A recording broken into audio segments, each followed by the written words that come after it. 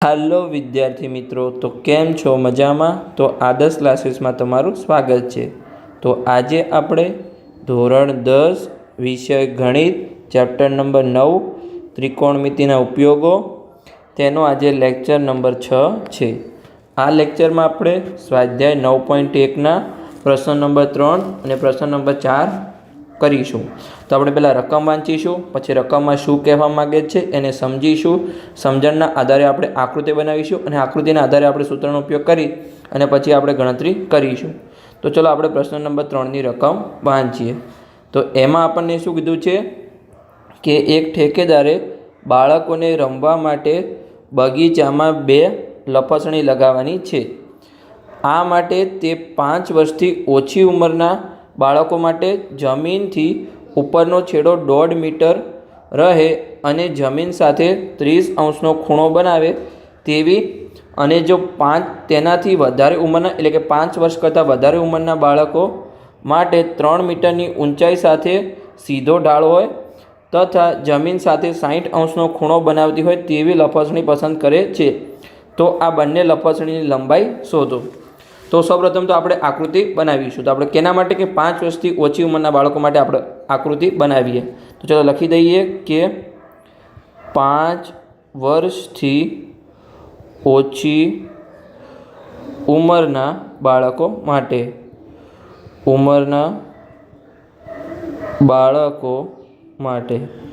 તો એમાં જો આપણને સૌપ્રથમ શું કીધું છે અહીંયા જો કે લપસણીનો જે છેડો છે જમીનથી ઉપરનો છેડો 1.5 મીટર ઊંચે રહે છે, એટલે આપણે ઊંચાઈ અહીંયા આપણને 1.5 મીટર આપેલી છે। તો પહેલાં તો અહીંયા આપણે લપસણી દોરીએ। ચલો કે તમને દોરવાને સમજાવું છું કે આ આપણી લપસણીની ઊંચાઈ છે, આ અહીંયા આપણી લપસણી છે અને આ જે જમીન છે આ જમીન છે એના સાથે કેટલા અંશનો ખૂણો બનાવે છે। જે 5 વર્ષના બાળકો હતા એમાં કેટલાનો ખૂણો હતો તો એમાં 30 અંશનો ખૂણો બનાવે છે।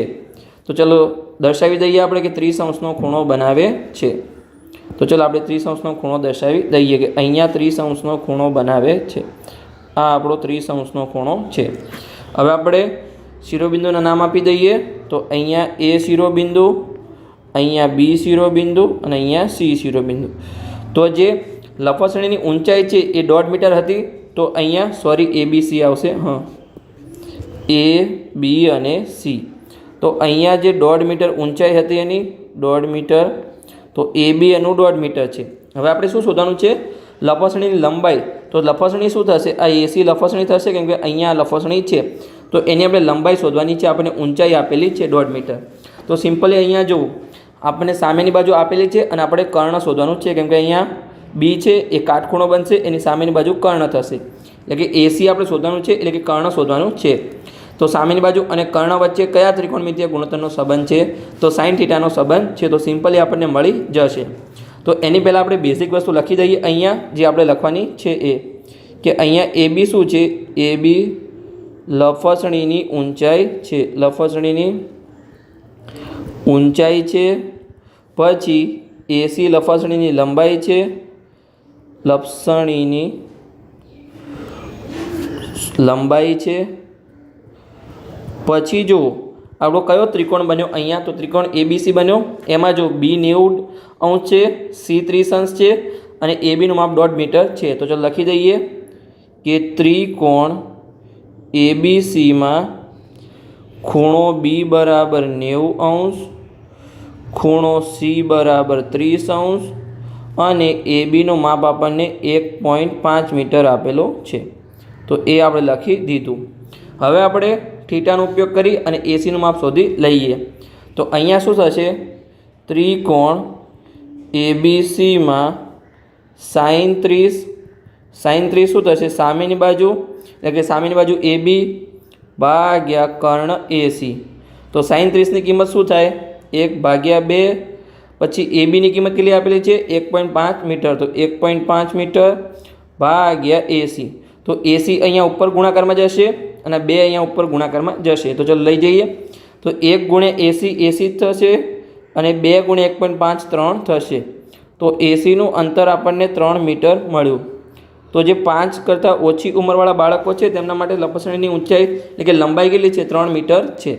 तो चलो लखी दईए कि 5 વર્ષથી ઓછી ઉંમરના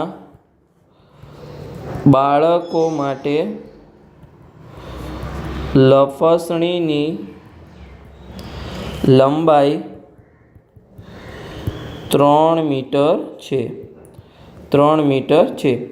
હવે આગળ આપણને શું કીધું હતું કે તેને કરતાં મોટી ઉંમરવાળા, તો એમને શું કીધું છે કે જો જે લપસણીની ઊંચાઈ છે એ હવે 3 મીટર છે અને જે ખૂણો હતો એ 60 અંશનો ખૂણો છે. તો ચલો આપણે આગળની આકૃતિ દોરીએ હવે કે 5 વર્ષની મોટી ઉંમરના બાળકો માટે. તો ચલો અહીંયા આપણે આકૃતિ દોરવાનો પ્રયત્ન કરીએ. 5 વર્ષથી મોટી ઉંમરના બાળકો માટે.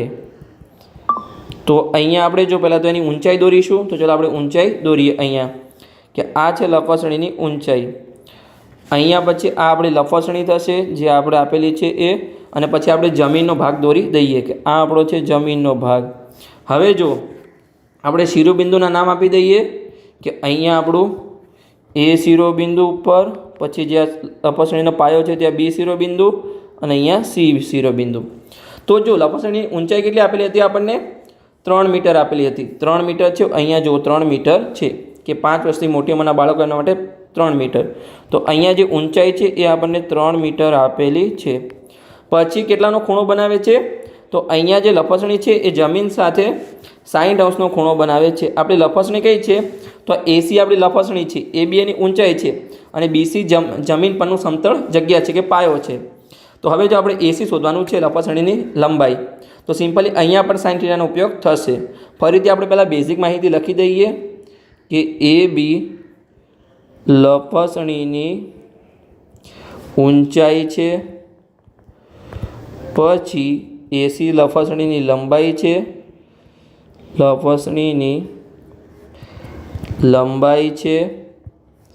પછી જો અહીંયા એક આપણો ત્રિકોણ બન્યો છે એબીસી, તો ત્રિકોણ એબીસીમાં જો આ બી છે એ 90 અંશનો ખૂણો છે, સી છે એ 60 અંશનો ખૂણો છે અને એ બી અહીંયા 3 મીટર આપેલું છે. તો ત્રિકોણ એબીસીમાં ખૂણો બી બરાબર 90 અંશ, ખૂણો સી બરાબર 60 અંશ અને એ બીનું અંતર આપણને અહીંયા 3 મીટર આપેલું છે. 3 મીટર. તો આપણે થીટાનો ઉપયોગ કરી અને એસીની લંબાઈ આપણે શોધી લઈએ. તો ચલો શોધીએ અહીંયા. તો અહીંયા કેનો ઉપયોગ થશે? જો આપણો કાટખૂણાની સામેની બાજુ એટલે કે કર્ણ થશે. એસી આપણું કર્ણ છે, કર્ણ આપણે શોધવાનું છે અને આપણને 60ની ખૂણો છે એની સામેની બાજુ આપેલી છે. તો કયા થીટાનો ઉપયોગ થશે? ફરીથી આપણો sin θ નો ઉપયોગ થશે. તો ચલો કરીએ કે ત્રિકોણ એબીસીમાં sin 60 બરાબર સામેની બાજુ એબી ભાગ્યા કર્ણ એસી. તો sin 60ની કિંમત શું થાય? વર્ગમૂળ 3/2 થાય. પછી એ બીની કિંમત કેટલી આપેલી છે? 3 મીટર આપેલી છે અને એસી આપણે શોધવાનું છે. હવે જો હવે શું થશે? આપણે ચોકડી ગુણાકાર કરીશું. તો આ એસીને આપણે ઉપર લઈ જઈશું, આ બેને અહીંયા ઉપર લઈ જઈશું અને વર્ગમૂળ 3ને નીચે લાવીશું.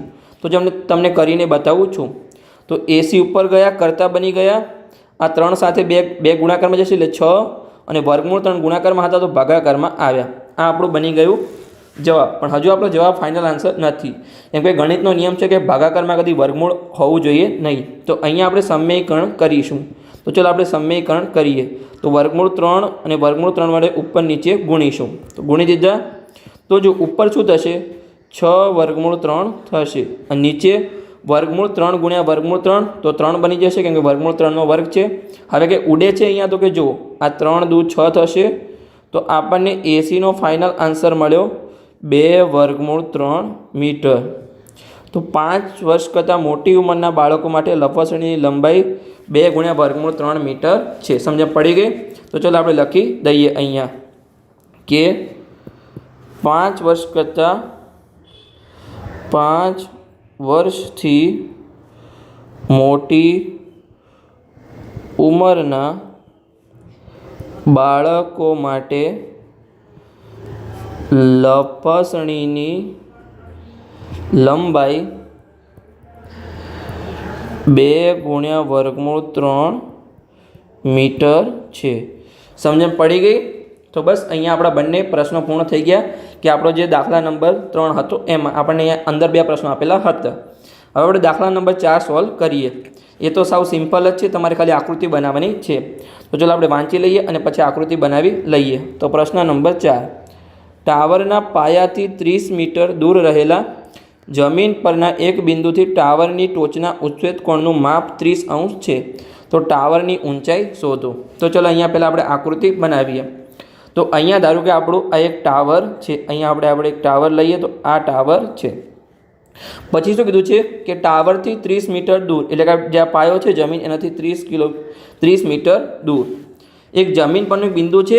ત્યાંથી જે ટાવરની ટોચ છે, આ ટાવરની ટોચ થશે, એનો ઉચ્છેદ કોણ આપણને 30 અંશ આપેલો છે. તો અહીંયા આપણે દોરીએ, આ આપણે દોર્યું ટાવરની ટોચ સુધી.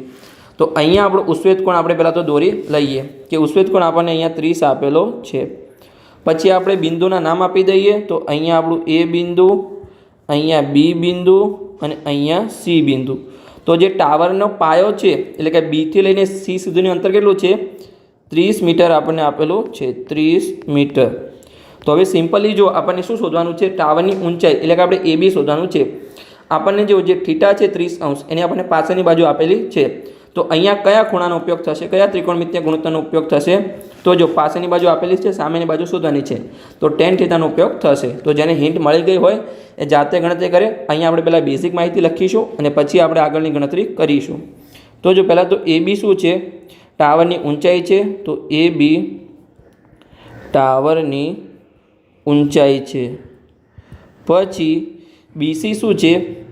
બીસી એ ટાવરના પાયાથી 30 મીટર દૂર રહેલા બિંદુનું અંતર છે. એટલે કે બીસી આપણને કેટલું આપેલું છે? 30 મીટર આપેલું છે. પછી જો અહીંયા એક ત્રિકોણ રચાણો એબીસી, તેમાં બી 90 અંશ છે અને સી આપણું 30 અંશ છે. તો લખી દઈએ કે ત્રિકોણ એબીસીમાં બી 90 અંશ અને સી અહીંયા 30 અંશ છે. તો સિમ્પલી અહીંયા હવે tan થીટાનો ઉપયોગ આપણે કરી અને ગણતરી કરી લઈએ. તો ચલો આપણે ગણતરી કરીએ કે ત્રિકોણ એબીસીમાં tan 30 બરાબર સામેની બાજુ ભાગ્યા પાસેની બાજુ. તો સામેની બાજુ શું છે? AB ભાગ્યા પાસેની બાજુ BC. તો tan 30ની કિંમત શું થાય? અહીંયા 1/3. AB આપણે શોધવાનું છે અને BC આપણને 30 મીટર આપેલું હતું. તો હવે જો આ 30ને ઉપર ગુણાકારમાં લઈ જઈએ તો શું થશે? 1 × 30 30 જ થશે. તો 30/3 બરાબર AB. તો ABને આપણે પહેલાં આગળ લખી દઈએ અને પછી આપણે આગળની ગણતરી કરીએ. તો AB બરાબર 30/3. મેં તમને આગળના દાખલામાં કીધું એવી રીતે કે નીચે ગણિતનો નિયમ છે, ભાગાકારમાં કદી વર્ગમૂળમાં રખાય નહીં. તો અહીંયા આપણે સમીકરણ કરીશું. તો નીચે વર્ગમૂળ 3 છે, તો ઉપર નીચે વર્ગમૂળ 3 વડે ગુણીશું. તો અહીંયા આપણે વર્ગમૂળ 3 વડે ગુણ્યા. તો હવે જો ઉપર શું થશે? 30 × વર્ગમૂળ 3, તો 30 × વર્ગમૂળ 3 થશે અને નીચે વર્ગમૂળ 3 × વર્ગમૂળ 3. તો વર્ગમૂળ 3નો વર્ગ થશે એટલે વર્ગમૂળ નીકળી જશે, નીચે એકલા 3 વધશે. તો હવે કંઈ ઉડે છે? તો કે હા, અહીંયા ઉપર 30 છે, નીચે 3 છે, એટલે કે 10 તરી 30 થાય, 3 3 ઉડી ગયા.